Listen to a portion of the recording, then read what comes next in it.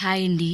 టిఫిన్స్‌లోకి అప్పటికప్పుడే అల్లం పచ్చడి ఎలా చేసుకోవాలో చూద్దామా? దానికోసం ముందుగా ఒక ప్యాన్ తీసుకొని స్టవ్ మీద పెట్టుకొని, దానిలో కొద్దిగా ఆయిల్ వేసుకోవాలి. ఆయిల్ హీట్ అయిన తర్వాత కొద్దిగా జీలకర్ర వేసుకోవాలి. అలాగే కొద్దిగా మినపప్పు, కొద్దిగా ధనియాలు కూడా వేసుకోవాలి. ధనియాలు కొద్దిగా ఎక్కువ వేసుకుంటే టేస్ట్ బావుంటుంది. ధనియాలు కూడా వేసుకొని కొద్దిగా పచ్చిశనగపప్పు వేసుకోవాలి.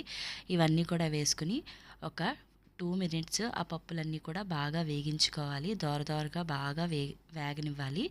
అవి బాగా వేగిన తర్వాత ఆల్రెడీ మనం కడిగి శుభ్రం చేసి చిన్నగా తరుక్కున్న అల్లం ముక్కలన్నీ కూడా అందులో వేసేసుకుని వాటిని కూడా ఒక 5 మినిట్స్ లో ఫ్లేమ్లో పెట్టుకుని బాగా మగ్గించుకోవాలి.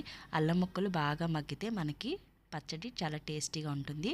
అవి మగ్గిన తర్వాత ఒక 10-12 వరకు ఎండుమిరపకాయలు అయితే అందులో వేసేసుకోవాలి. ఎండుమిరపకాయలు కూడా వేసుకుని బాగా మగ్గనివ్వాలి. అవి బాగా మగ్గిన తర్వాత కొద్దిగా చింతపండు వేసుకుంటే సరిపోతుంది. చింతపండు ఎక్కువ వేసుకోవాల్సిన లేదు. కొద్దిగా చింతపండు వేసుకుని బాగా కలిపేసుకోవాలి. అలాగే మనకి స్వీట్నెస్ రావడం కోసం కొద్దిగా బెల్లం చిన్న చిన్నగా పొడిలా చేసుకుని అందులో వేసేసుకుని బాగా కలుపుకోవాలి.